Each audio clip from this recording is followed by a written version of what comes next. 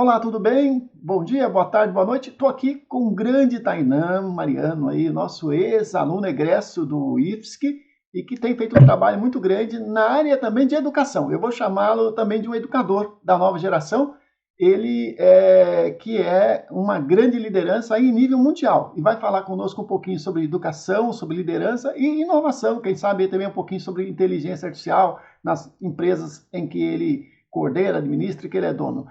Tainan, muito obrigado por conceder um pouquinho do seu tempo para nós. Essa conversa faz parte do projeto Educadores, onde eu tenho entrevistado personalidades, educadores que fazem a diferença na vida das pessoas. E eu tenho acompanhado muito a sua trajetória, né? Você tem feito um excelente trabalho na formação de novas lideranças, novas gerações, um líder nato e um educador de mão cheia aí, e muito jovem.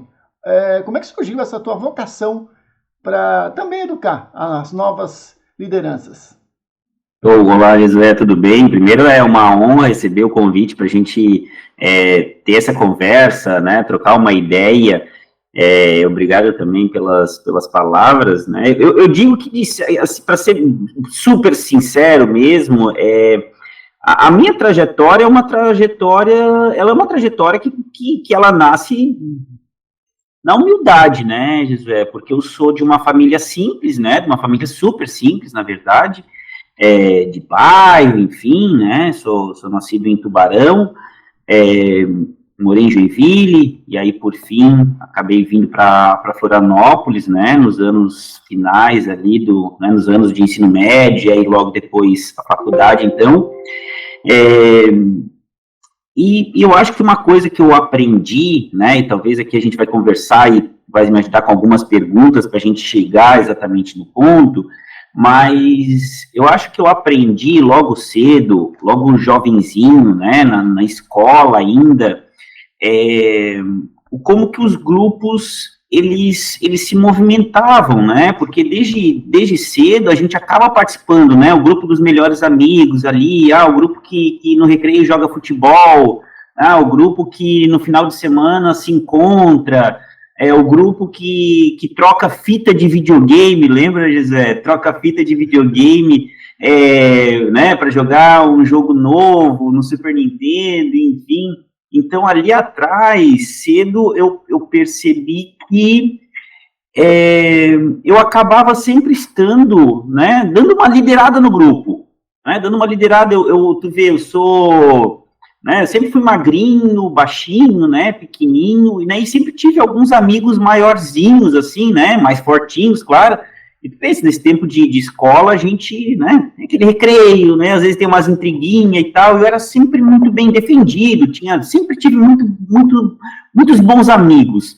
E comecei a perceber que, bem ou mal, eu tinha que usar um pouquinho mais aqui, ó, a cabeça do que eu usaria, né, talvez a força em alguns momentos, né, não que a gente saísse para recreio para se brigar, não é isso, né, mas enfim, né, a vida na escola vai te ensinando algumas coisas, né, e bom, eu acho que a partir daí foram alguns quantos anos iniciando movimentos, né, claro, e depois, isso estava falando de ensino fundamental, né, depois entro no ensino médio, né, continuo fazendo aí algumas quantas atividades, movimentando alguns grupos aí de nichos, né, mas em relação ainda a uma vida de adolescência, né, grupos de amigos, né, festinhas, jogos de RPG, né, mas claro, quando eu entro na faculdade, no IFSC, então, para estudar mecatrônica industrial,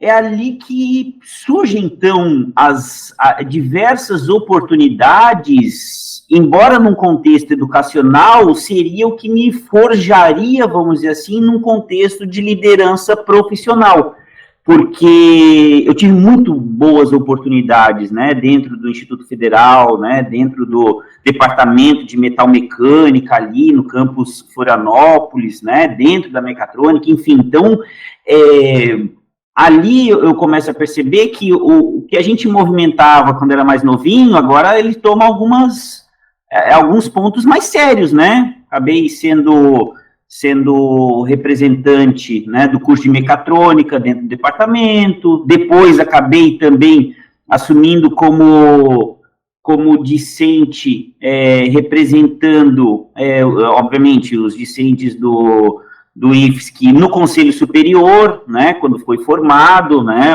o primeiro Consup na época, e, bom, a gente funda a empresa júnior, né, Jesué, ali a primeira empresa júnior do Instituto Federal, então é uma movimentação que a gente faz, né, dentro da mecatrônica, a gente busca ali o apoio também do pessoal do design, e também do pessoal, na época, do curso de tecnologia da informação, né, que era um curso técnico, então, e ali a gente trabalha aí para formar, né, as primeiras, então, empresas juniores do Instituto Federal.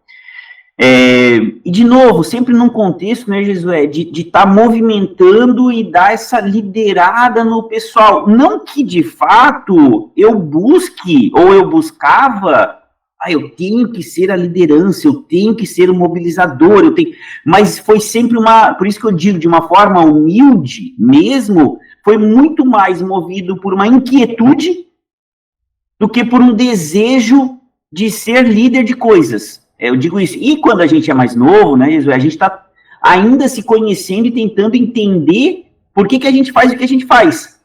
É claro que hoje, quando eu olho para trás, eu entendo que eu ocupei cargos de liderança, né, e aí vou entrar né, no ponto específico da tua pergunta, que é a educação também de liderança, mas olhando para trás eu consigo ver que, de verdade, nasceu sempre da inquietude. Olhava, né, lá atrás, olhei para a UFSC e vi que lá tinham empresas juniores. Pensei assim, opa, pera, mas no nosso UFSC aqui não temos. Eu também quero fazer parte de uma empresa junior. Não tem? Vamos fundar então, vamos fazer uma, né? Ah, não, peraí, nós temos alguns debates que a gente gostaria aqui, né, em prol do curso de mecatrônica industrial. Ah, tem que discutir né, tem que debater, né, de forma positiva, com o departamento. Opa, né, então, vamos se posicionar, vamos conversar, vamos debater, vamos ter uma representação, né? Opa, acho que a gente pode apoiar o debate dentro do IFSC, né, e os diversos campos, que na época, né, os diversos campos, na verdade, né, que na época estavam nascendo, né, aquele período muito bom do Instituto Federal, eu digo, né, assim, a gente é sempre nostálgico em relação ao nosso período, né, Jesué, eu tive muito bom, acho que eu vivi um tempo muito bom dentro do Instituto Federal, e eu assim, então, acho que a gente pode representar, pode debater, pode apoiar, né, as conversas, enfim, e aí, claro, vem né, eu acabo me formando no Instituto Federal, e aí acaba entrando numa organização que é a JCI, né, que é a Câmara Júnior Internacional, uma organização que está no mundo inteiro, né, em mais de 100 e poucos países, mais de 6 mil cidades, e nasceu lá em 1915, nos Estados Unidos. Nessa organização, Jesué, é uma organização que forma jovens lideranças, jovens líderes empreendedores, jovens cidadãos ativos, e aí eu acho que ali, na verdade, é que eu começo, de fato, a estudar liderança em específico, de fato, estudar o que é liderança, olhar para trás, entender o que tinha sido o meu processo até ali, e dali continuar a minha formação. Aí sim, foi uma formação, obviamente, ela não é uma formação de universidade, né, não é uma formação, vamos dizer assim, ela é uma formação orgânica, né? Então, olha, eu fiz cursos e academias de liderança em vários países, né? Imersões de liderança eu fiz na Argentina, eu fiz nos Estados Unidos, eu fiz na Irlanda, eu fiz na Suécia, eu fiz no Japão. Então, foram diversos momentos, né, onde eu estava aprendendo. E aí, desde então, né, passado alguns quantos anos, eu comecei também a treinar, então, novos jovens, né, passado aí no grande período de formação, eu comecei a também trabalhar educando jovens lideranças, né, demos treinamento na República Dominicana, demos treinamento na Colômbia, recente no Paraguai, né, e continua, isso tem boa parte da minha vida, embora uma grande parte seja voluntária, inclusive, é dedicada à formação de lideranças, né? Ano passado, então, por exemplo, eu treinei aí os diversos gestores da Ford do Brasil, em liderança também. Então, acho que, para dar um belo start aí na nossa conversa, coloquei aí algumas quantas informações, Josué. Não, perfeito essa introdução. Relembrou bastante um pouco tua história, né? E eu estava relembrando aqui nossos e-mails trocados, e eu primeiro dizer assim que o Tainan era um excelente conselheiro do Conselho Superior do IFSC, né? Sempre muito preparado, lia o material, né? Porque algumas pessoas às vezes vão para lá e não se dão o trabalho de ler as pautas, né? E é importante, isso é uma forma de respeito à instituição. Quando eu assumi de uma maneira pro tempore, ele me mandou uma mensagem muito carinhosa, me agradecendo e parabenizando e torcendo para o trabalho der certo. Acabei assinando também, acho que o seu diploma, né, Tainan? E eu tenho aqui, além disso, você faz aniversário no mesmo dia que a minha irmã Judite Graciliano, lá de Marília, manda um abraço para minha irmã Judite, né? Então, sempre quando eu recebo notificação de você aqui ao longo do tempo, eu fiquei vendo aqui as nossas trocas de mensagem. E você trabalha num assunto que eu adoro, né? Porque quando eu fiquei no IFSC, eu fiquei 6 meses, depois fui para o Rio Grande do Sul, mais 6 meses como reitor pro tempo, eu fui para o Paraná. Foi 1 ano e meio de experiência como reitor. E no final, por conta da minha experiência lá, eles pediram que eu escrevesse mais sobre gestão pública, né? Aí eu escrevi esse livro aqui, né? Liderança Ética e Servidora, tá? E Boa. que ele trata um pouquinho, eu peguei um pouquinho do nome lá daquele livro lá, O Líder Servidor, né?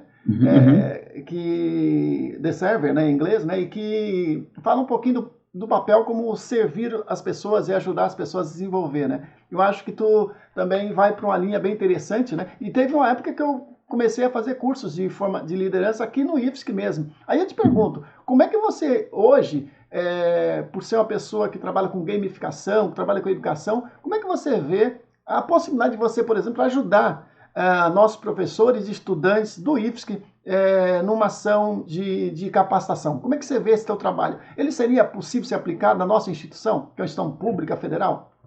Mas com certeza, eu acho que assim, quando tu comentas isso, inclusive, né, uma oportunidade, inclusive seria uma grande honra poder colaborar, né, eu sempre digo, eu sou apaixonado pelo Instituto Federal, né, bandero pelo Instituto Federal, e acho não só possível, como, Josué, num contexto geral, é necessário, né, eu vejo assim, ó, né, como tu colocasses, né, no teu livro, né, a gente fala dentro da JCI, né, o que a gente ensina é sobre servir acima de tudo, né, e tem num dos livros, né, de liderança importante, é a pirâmide invertida, né, porque às vezes a gente tem aquela pirâmide onde o líder está na ponta, tem os liderados do meio do caminho, e aí tem aqui quem está lá embaixo, né, então fica um negócio assim, não, beleza, no topo está o líder.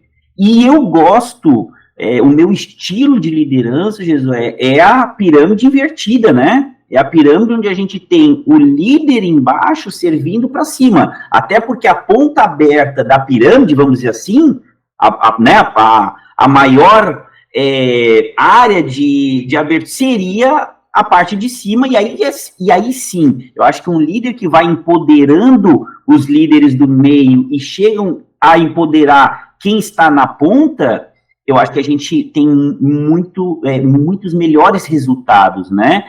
E posso te dizer que a gente pode criar um programa, facilmente a gente pode criar um programa, podemos criar uma imersão, podemos criar um sistema, inclusive, obviamente, adicionando gamificação para a formação, né, dos professores, das lideranças do Instituto Federal, porque, de novo, eu acho que nesse contexto, quando a gente está sendo educado, existe um relacionamento de respeito, de serviço, de liderança entre alunos e professores, né? Eu lembro daqueles professores que eram aqueles que eu seguia, independente do conteúdo, mas pela forma que falava, pela forma que se expressava, pela forma que conduzia a aula, porque né, educação não é conteúdo único e exclusivamente. Se fosse, eu pegava um livro qualquer aqui, lia o conteúdo, e isso entraria então na minha cabeça e eu ia tocar. Mas não é assim que de verdade a educação, inclusive, ela tem um maior engajamento. Porque tu precisa de um ambiente gostoso, que engaja. Às vezes o conteúdo, ele é de fato mais engajante, dependendo do conteúdo, e tem conteúdo que é mais complexo. Bom, eu lembro dos conteúdos que eu gostava mais, eu lembro daqueles que eu não era muito bom. Se eu lembrar aí da parte de mecânica, fluidos, olha, eu apanhava. Essa é a minha área. Olha, eu vou te falar, Josué, eu apanhava. Vamos trocar informação. Boa. Você pode superar isso. E aí tu vê, então assim, como que, né, no final das contas, nesse contexto, como que tu, então, deixa alguns conteúdos, e de novo, por outro lado, embora esteja falando desse em específico, alguns colegas é aquilo que eles gostavam. Então, eu acho que quando a gente fala de gamificação, a gente cria também uma forma de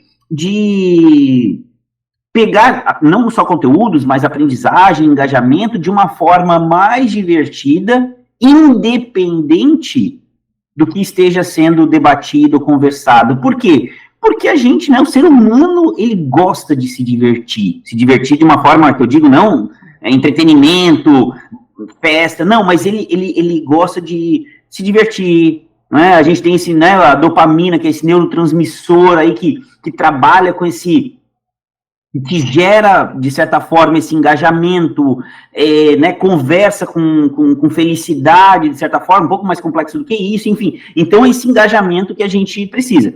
Então, acho que podes contar comigo, tá, para a gente bolar esse programa. Perfeito, até porque a gente percebe mesmo aí, eu completei esse ano 31 anos de docência, né, eu dou aula para adolescentes, para adultos, né, então adultos é andragogia subsequente, né, as pessoas trabalham aí o dia inteiro, chegam cansados e a gente precisa realmente assim dar uma energizada, né, então não pode ser uma aula só de conteúdo, também tem que ter um formato agradável, né, eu coloco a música para eles, sempre música clássica, instrumental, sempre para eles desenharem e fazer os projetos, eles escolhem música também. E a gente tenta usar a inteligência artificial atualmente para que eles também possam se divertir também um pouco. Isso também é importante, né, nesse processo, porque é a nova geração, né, é uma nova forma de aprender também e que tem que ser explorado. Eu vejo também assim no teu trabalho, né, de formação, que você também trabalha essa questão do engajamento dos professores também, dos estudantes, para que o processo de aprender seja mais atrativo.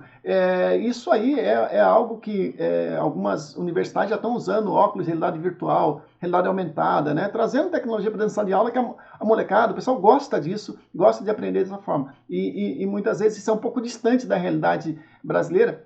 Aliás, eu estava conversando um pouquinho com um colega sobre o Plano Nacional de Inteligência Artificial, e aí chega num problema básico, quando você avalia que 50% das escolas públicas não têm acesso à internet e infraestrutura de TI. E a gente está falando em 5G, está falando aí de inteligência artificial, de chegar e ganhar, de não ficar tanto para trás, né? Porque se fala muito hoje, já tem que ter uma inteligência brasileira, né? Uma inteligência artificial para não ficar para trás. Só que todo esse processo começou ali já há 60 anos, né? E com o P&D, só que mais recentemente, nos últimos 6, 7 anos, que se aprofundou, né? Se afunilou com o OpenAI, né? Trazendo aí modelo de linguagem natural. E aí surge um desafio para o Brasil, né? Além de está correndo atrás, porque não fez o dever de casa há 50, 60 anos, quando começou a discutir IA num nível mais pesado, agora precisa investir também em infraestrutura. Como é que você vê esse desafio aí, olhando aí como um líder aí, empreendedor aí, como é que a gente pode tirar esse atraso, na tua opinião? Olha, muito bom esse debate, Jesué, e eu acho que, assim, não... Né, vamos partir do ponto que não existe resposta simples para problemas complexos, certo? É uma situação, não é verdade? É uma situação complexa, e aqui a gente não vai assim, não, pronto, vamos por aqui, tá. Não, pera, um pouco, vamos dizer, é complexo, e acho que a gente tem que criar maneiras, obviamente, de ir atacando e fatiando, vamos dizer, o problema, né? O problema, porque... bem ou mal, né, vai passar por coisas básicas, que eu acho que está na boca de todo mundo. Olha, se a gente, né, comeu bola, né, mosqueou, aí perdeu um tempo, então a gente tem que parar agora e olhar que daqui para frente a gente tem que correr. Correr tem a ver com... Oi? Eu vou te ajudar. Imagina que você, jovem, você foi nomeado ministro da Educação. O que você faria hoje para nessa questão? Não, pronto, é isso. É indo para esse caminho onde... Bom, parte do básico, investimento, recurso, né? E priorizar, na verdade, né? Jesué, não vou falar infelizmente, mas não é o caso, não estou ministro de educação desse país. Mas eu passei 3 anos na Irlanda, onde lá eu fui diretor de marketing e vendas de uma escola de inglês e negócios. Isso foi de 2012 a 2014, tá? Numa época onde os tablets estavam super em alta, né? Estava surgindo tablets de tudo quanto é coisa, diversas marcas e por aí vai. E ali eu tomei uma decisão de começar a colocar tablets, não nas salas de aula, mas que todos os nossos alunos de uma escola de inglês e negócios, todos os alunos teriam o seu tablet, onde o professor também, e aí teria uma interação tecnológica, ou seja, a infra, antes de IA, de fato, inteligência artificial, passa por acesso, né? Se eu lembrar, inclusive, do meu tempo dentro do Instituto Federal, eu utilizava o computador da universidade, né? Por quê? Porque em casa eu ainda não tinha, né, adquirido o meu primeiro computador. Então, como ministro da Educação, obviamente, passaria por investimento. Eu, aliás, sempre digo, Josué, que esse país, né, ou como qualquer outro, se a gente, enquanto a máquina, né, a máquina que eu digo, a máquina pública, a máquina de fazer um país rodar, ela não pode parar, aí eu já estou falando aqui que se eu fosse o presidente do país, tá, Jesué?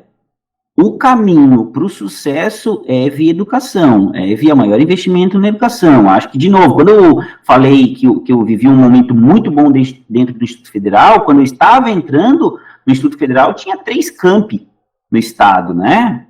E quando eu saí, tinha 22.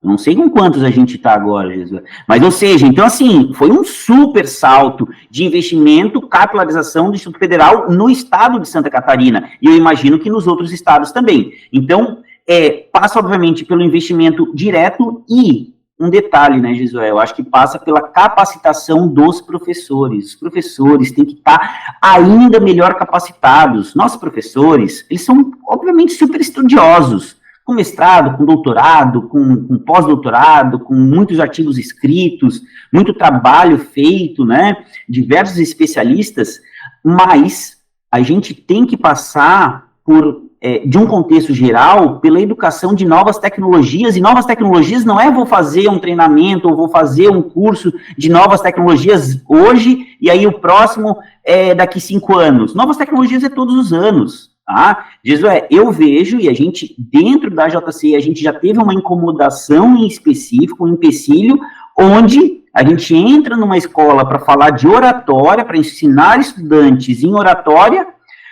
Esse ano, em 2024, o tema do nosso concurso nacional de oratória é sobre inteligência artificial, como utilizar a inteligência artificial, e a gente encontrou professores, desculpa o que eu vou falar, mas demonizando a utilização da inteligência artificial.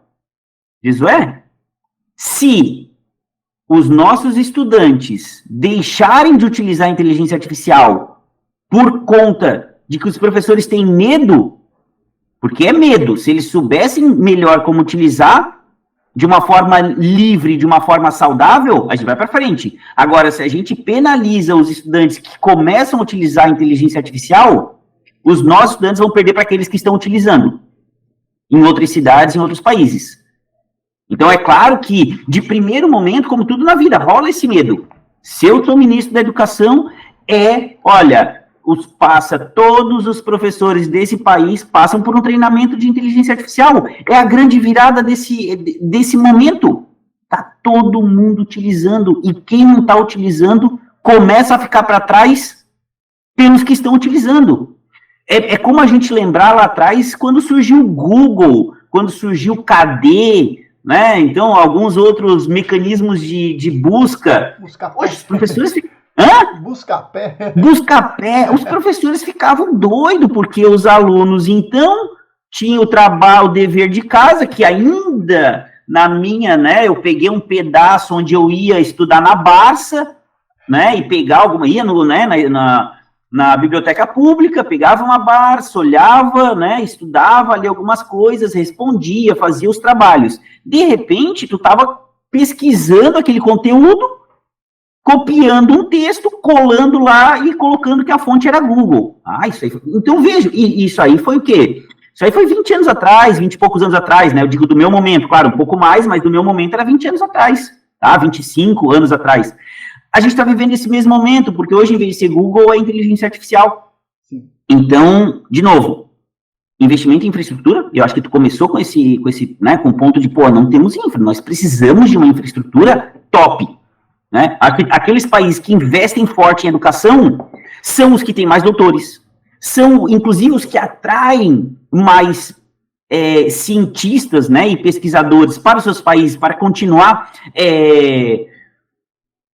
lançando novas coisas, porque aí isso gera outras coisas, né, Josué? Se a gente continua nessa esteirinha, né, com mais pesquisadores, a gente vai para mais patentes, né, mais patentes é mais novos negócios geram mais recursos, pensando como ministro da Educação, recursos geram impostos, né, e esses impostos retroalimentam o sistema onde a gente faz mais investimento. Então, com certeza passaria por aí. Agora, claro, de novo, complexo, né, o Brasil é um país de 200 e poucos milhões de habitantes, né, com diversos estados, com Distrito Federal, enfim, né, com milhares de municípios, então, claro que não é simples esse recurso, vamos então, dinheiro é finito, não tem tanto, né, a gente tem os nossos tetos, mas passa, obviamente, por aí. E eu acho, né, Josué, que aquela questão eu acho que a gente sempre falou isso, né, e eu ouvi bastante isso dentro do Instituto Federal, por conta de ser uma universidade, uma faculdade que cobra dos seus alunos, né, a gente tinha que chegar ali num nível bom. E né, sendo uma universidade pública, uma instituição pública, a gente sofre com alguns vêm de colégios melhor preparados, outros de colégios um pouco menos preparados, né? Então, o primeiro semestre, o segundo semestre, às vezes era até um nivelamento de conhecimento, né, e lógica de trabalho dos nossos estudantes. Então, acho que isso, inclusive, começa também ali um pouquinho mais cedo, né, no investimento no ensino fundamental e médio também, tá? De Perfeito. Forma geral. É uma resposta muito interessante. E deixo bem claro para quem estiver assistindo que a gente não combinou as perguntas, né? Então essa é uma pergunta difícil mesmo, porque eu gosto muito dessa frase, né? Não existe solução fácil para um problema complexo, né? E a gente está falando da infraestrutura de um país continental, não é um país pequeno, né? Então, com muita desigualdade, né? Com estados muito diferenciados, né? Santa Catarina tem uma estrutura muito acima da média nacional em infraestrutura, isso é claro e evidente, né? Conhecendo o país. E a gente tem aí, você falou bem, nós temos aí 22 campos hoje, mas com a abertura do campus Tijuca, só para relembrar, né? Vamos dizer, relembrar você, para te atualizar, né, em relação ao nosso número de campos. Você já saiu com uma extensão muito grande, realmente lá em 2006, né, começou a expansão, e a gente tinha só 150 unidades no país, hoje tem quase 700, então é uma revolução esse processo de você levar a educação profissional desse nível, né, porque tem professores com doutorado, com mestrado, com salário bom, técnicos administrativos bem formados, com mestrado, doutorado, para o interior do Brasil, que esse foi um detalhe interessante, que a maior parte dos campos criados, aí quase 40%, a maior parte, assim, a gente pega a cidade grande, muito pequena e cidade média, vamos dizer assim, né? Então, uma boa parte, né, vamos dizer assim, 40% é razoável, com cidade até 40 mil habitantes. Então, realmente, onde não chegava o poder do Estado. Então, é uma revolução também. Como a IA. Aí você falou também professores que têm dificuldades de aceitar, de entender. Eu vejo muito que o medo leva realmente a uma paralisação.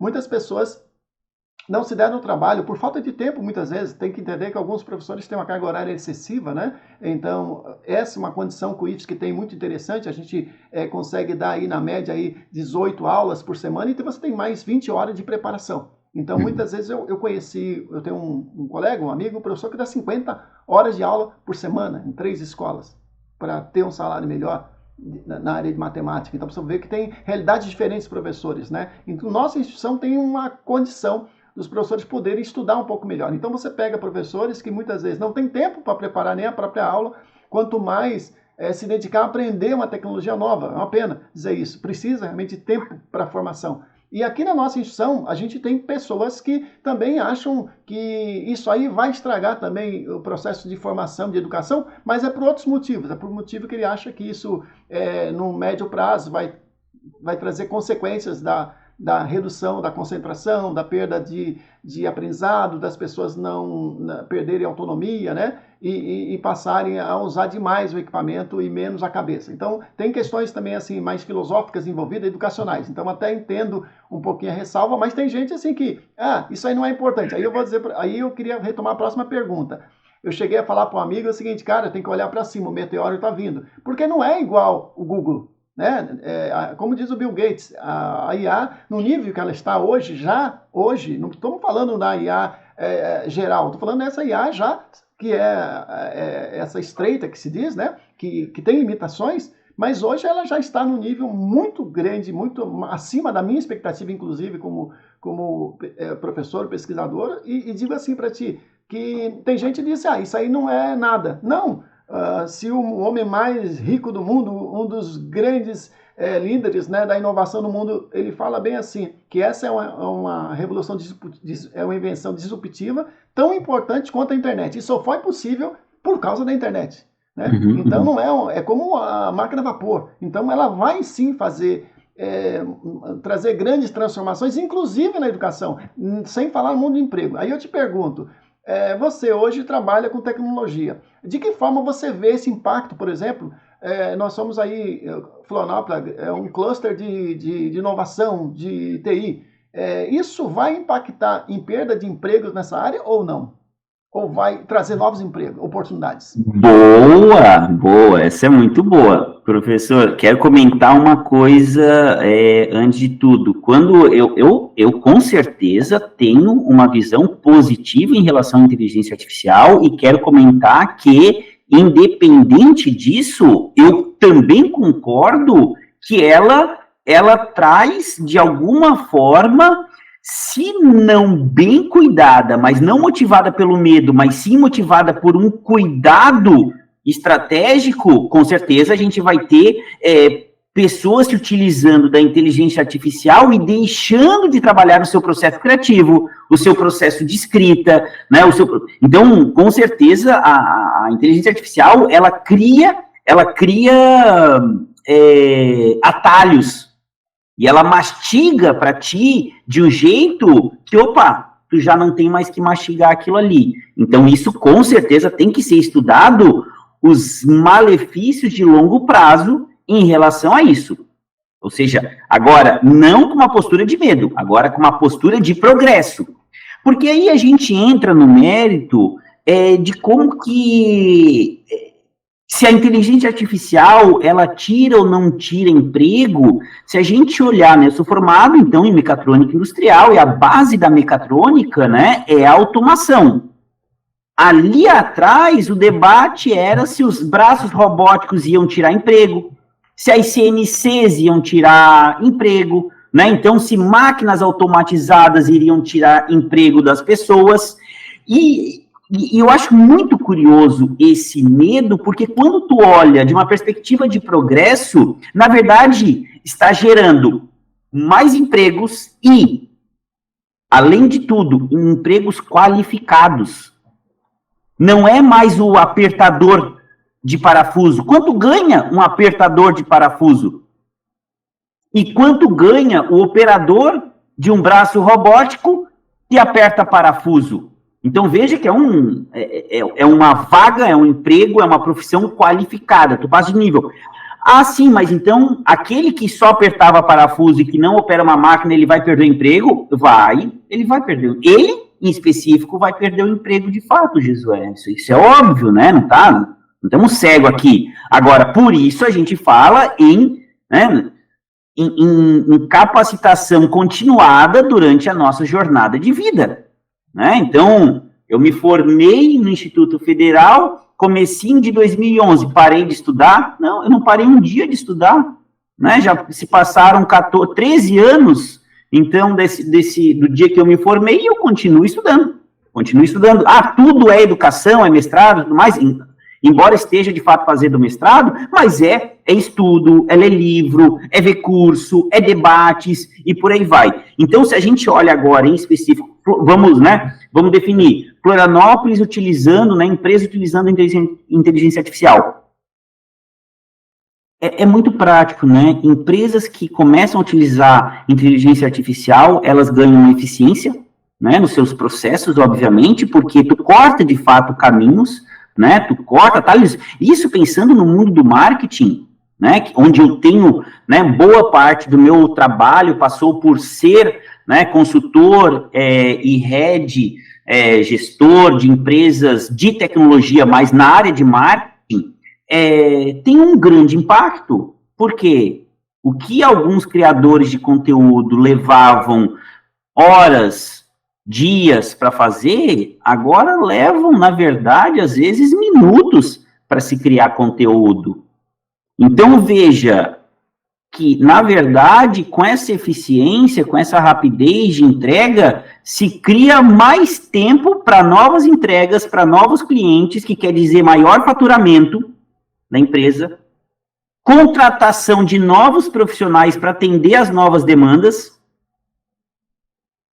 e, pensando na gestão pública, gera impostos e que retroalimenta a movimentação toda. Então, às vezes, quando uma tecnologia, seja IA, seja o que for, quando ela chega, de bate-pronto, naquele momento imediato, ela pode tirar alguns empregos, mas é como aquela história do dar um passo para trás para dar 2 para frente. E nesse caso, a gente está falando de dar uns 2 passos para trás para sair correndo depois para frente. Então, é isso que a gente não pode perder a oportunidade, né? Quem ficar com medo vai ser atropelado por aqueles que estão embarcando, de fato, no uso dessa tecnologia, né? E muitos serão beneficiados por todo o progresso que vão gerar nessas empresas todas, né? Isso é indiscutível, Josué. Na sua empresa, como é que você está usando a IA hoje? Pode falar? Não é possível? Claro, sim, com certeza. Bom, então, na Idea Labs, né, a empresa que eu criei, é uma empresa de consultoria, né, que trabalha com marketing, trabalha com inovação, e dentro da inovação utiliza de técnicas de gamificação, né, com, né, um trabalho de economia criativa e organização de eventos.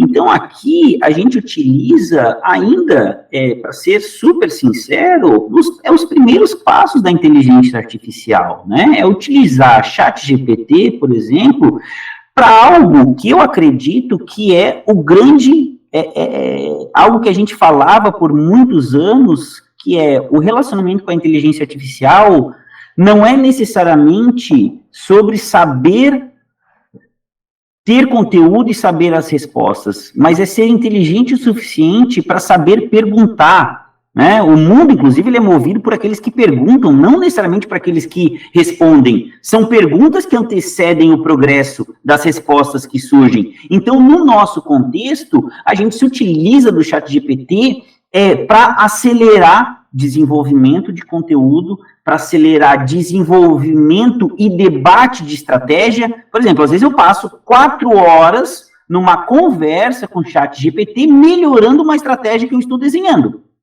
Se eu simplesmente, né, então às vezes eu geralmente entro no ChatGPT, faço um pedido, né, crio uma estratégia para determinada atuação. O ChatGPT não te entrega tudo, ele ainda não tem todos os recursos necessários para definir de fato qual vai ser a melhor estratégia, mas ele pode entregar um primeiro esqueleto. E essa interação que eu faço com o ChatGPT e que o pessoal, o time aqui faz e vai conversando, é que vai modelando. Ou seja, aqui a gente faz uma interação humanos com humanos, humanos com máquinas, volta humanos com humanos, ou seja, com as informações que a gente entrega para a inteligência artificial, as informações que a gente tira de volta, os debates que a gente tem entre os seres humanos e volta novamente a debater, ou seja, a gente, em poucas horas, a gente cria documentos e estratégias ainda mais eficientes. Tainan, vocês estão usando já multi-agentes de inteligência artificial? Chegaram a usar? Experimentaram?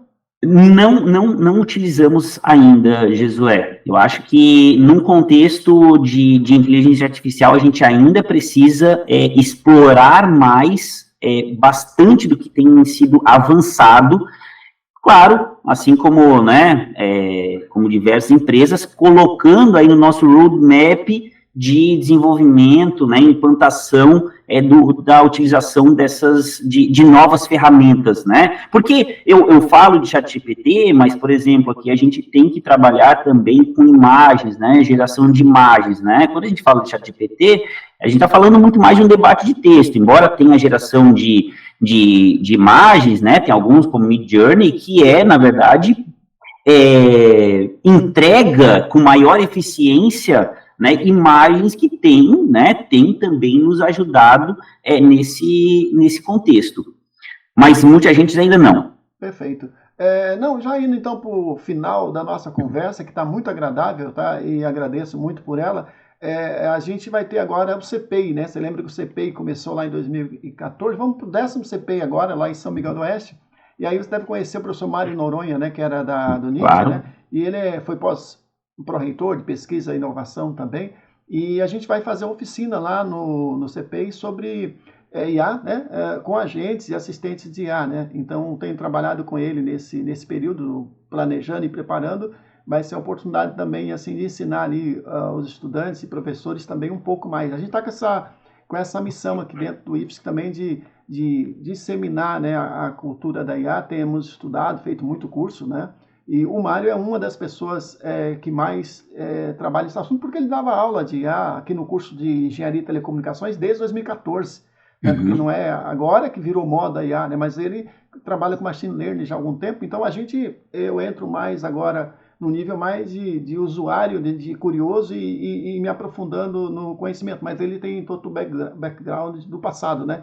De antes disso ser modinha, vamos dizer, não é que é modinha, uma grande onda, né? Não sei se você está acompanhando aí o livro do Mustafa Suleyman, né? A Próxima Onda, né? Que ele traz essas discussões aí em nível mundial também, né? Ele agora acho que foi contratado pela OpenAI aí como CEO também, né? O que escreveu esse livro que tá fazendo está reverberando muito, como o Homo Deus, o Sapiens, né? Do Harari também é vamos dizer, um guru e hoje da IA também. Então, quero agradecer, começar a agradecer, pedir para você, assim, já que vocês estamos aqui no Projeto Educadores, gostaria que você, primeiro, fizesse uma homenagem. Quais os professores que marcaram a tua carreira ao longo do tempo? Pode ser de universidade, do instituto ou fora mesmo, porque, como você bem disse, né, a formação ela é aberta, né? Ninguém precisa se formar somente na academia. Isso é algo que o pessoal tem percebido cada vez mais, né? O diploma formal já não é mais suficiente, né? A formação tem que ser ao longo de toda a vida e não tem lugar para aprender. Pode aprender em qualquer lugar, num congresso, né, num encontro, numa reunião, né, num curso online. Né? Então, mudou muito essa coisa de ter um diploma de universidade e achar que isso é a solução. Né? Conta um pouquinho, que professores, que educadores influenciaram a sua carreira? Tainá? Olha, muito legal, muito bom. Eu já comecei a ficar com medo de acabar não citando, né, algum professor... Mas eu tive muitos... Alguns apenas. Não, claro, sim, não, claro. Mas eu digo no sentido onde sempre fui muito bem acompanhado por diversos professores, né? E sou de fato apaixonado por educação e consegui identificar diversos que me apoiaram muito na minha jornada, né? E que me instigaram e me provocaram muito. Dentro do Instituto Federal em específico, tive diversos professores bons, né? Eu lembro de um em específico, que foi o professor, nós tínhamos o professor André de metrologia, que foi um excelente professor, inclusive me instigou a comprar o meu primeiro livro sobre inteligência artificial e redes neurais, lá em 2007, então, de fato, né, essa história de inteligência artificial, redes neurais, isso vem de, obviamente, décadas, né? Professor André, e tive depois outro professor, André, que era o professor de empreendedorismo, né, foi um grande professor que me provocou bastante, mas professor Valdir Noll, professora Silvana, professora Cíntia, o professor Mário Roloff também, que eu sei que agora está em Rio do Sul, então... Ele é pró-reitor lá do IFC agora, está na nova gestão lá do professor lá no IFC, bem legal. Excelente. O Lota é uma pessoa maravilhosa, né? Um grande educador, né? É isso mesmo, sim, então, e um grande provocador, né, eu gosto dos professores provocadores, eu acho que ele me provocou muito, me desafiou em diversos momentos, assim como diversos desses, né, o professor Petri, que embora não tenha sido meu professor de dar aula, foi um professor dentro da minha jornada no Instituto Federal, né, para que a gente logo, então, criasse as primeiras empresas juniores, né, do Instituto Federal. Obviamente, professor Jesué, de novo, né, outro professor que me inspirou, né, enquanto, de novo, não como professor direto, mas como um professor dentro né, um reitor, de novo, né, tenho a honra de ter a tua assinatura, professor, no meu diploma. A honra é minha. Não, minha, então podemos até compartilhar. E claro, eu acho que ao longo da jornada tive alguns quantos, eu vou citar um, que, de novo, é o outro, Murilo Gun, professor, é um cara que eu gosto, eu fiz alguns cursos dele, né, cursos online, né, já tive a oportunidade de trocar uma ideia com ele, é um cara muito criativo, né, então, né, ele juntou o stand-up com o stand-up comedy, né, com inovação, enfim, um cara que eu gosto, de novo, né, é de fato professor de cursos, mas tem um estilo diferente, né, mas olha, sairia aqui citando diversos. Acabei comentando o Murilo Gun para soltar um que é fora do contexto universitário. Não, perfeito, mas perfeito. muito obrigado, na verdade, Não, perfeito, assim, porque assim, eu entendo que a gente, ao longo da vida, eu sempre falo assim, eu sempre tenho esse raciocínio. Será que eu estou dando aula para ser lembrado pelos meus estudantes daqui 20 anos?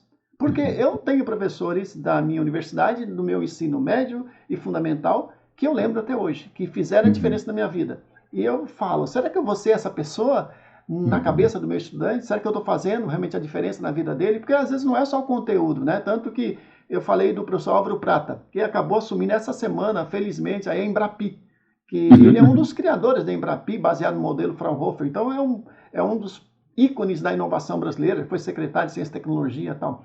Ele me deu aula de transferência de calor, né? Mas eu posso te garantir, eu aprendi muito mais sobre aspectos filosóficos da vida de inovação do que transferência de calor.